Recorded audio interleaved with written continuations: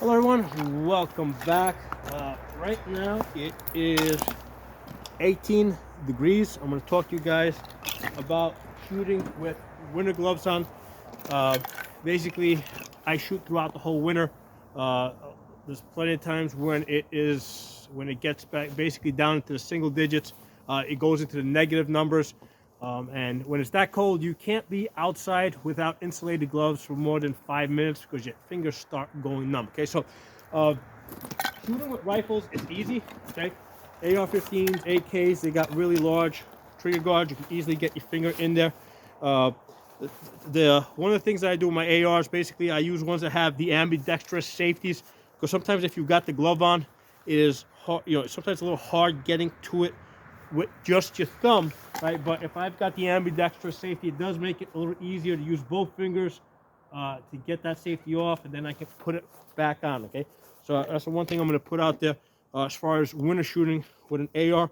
Ambidextrous safety is pretty useful, okay? But the guards are big. I mean, shooting those with gloves, not a big deal at all. Now, what I want to talk about is pistols.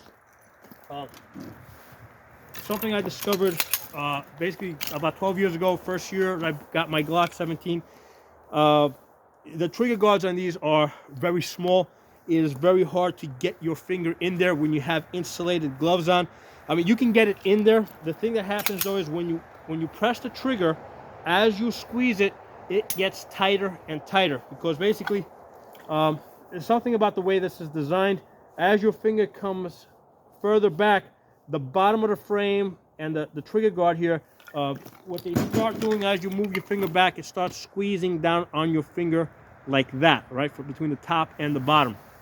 So Glocks are not really great guns for shooting in the wintertime with insulated gloves, okay? And this is a Glock 17, so, I think this is one of the, if anything, this would be a slightly larger. They're probably all standard, but I imagine that a Glock 43 would be about the same size or even smaller, okay?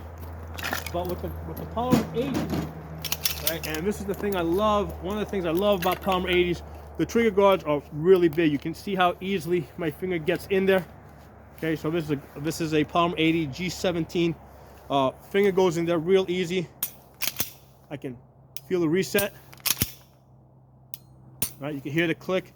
So really easy to get your finger in and out of there, okay? This is a great gun. Normally, I'm very biased towards Polymer 80s just because I build them, so I like them. They're very personalized to me. But I can say in an unbiased way that they are great guns for winter shooting, okay? Today I'm going to be shooting the Glock 43, my everyday carry gun. So Glock 43, same deal. The trigger guard is a little bit smaller, but I can get my finger in there. Okay, you can hear the reset. Okay, so even with these insulated gloves, I can get in there. Now with these pistols, right, I do have to change my draw stroke. Okay, because what I normally do is I come out of the holster, right, and what I do is I hold the gun like this, and with the gun pointed in the low ready position, I will put my finger into the trigger guard. The reason is because if I go to full extension, out here with the glove on, it's a little hard to get the finger into the guard. So that's why normally when I put my, I hold my gun in the low ready position and I put my finger into the trigger guard at that point. Okay, so that's my draw stroke for the for the winter time. Now let's talk about possible situations where you would be shooting with your gloves on. Okay, let's talk about a self-defense situation. In a self-defense situation where you're basically, let's say in the shopping area, you're coming out of a store, you see a problem escalating or something, yeah, I would just take my gloves off, okay, because you can get to your gun a little bit more easy. Afterwards, you can get indoors to warm your fingers up, okay? In my situation, right, where I'm outdoors, sometimes I might be, 2 or 3 miles into the woods. I see, let's say, a dangerous animal or something. The animals around here are not that aggressive, but let's say, I sense that, hey, this one, it's coming in my direction, it's making eye contact. I probably, I may want to go to my gun. So in that situation, I would go to my carry gun. Again, this is a Polymer80 G43. I would get into this low ready position, and I would put my finger in the trigger guard, keeping the gun pointed down into the dirt, okay? That's my draw stroke. And then from that position, if I need to fire, I fire from here. Okay, so I can come out, get my, and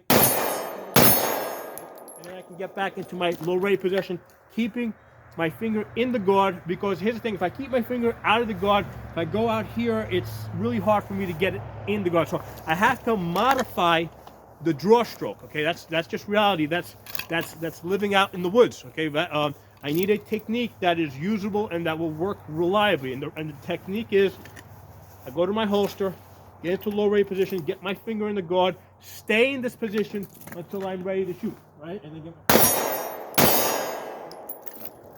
there it is.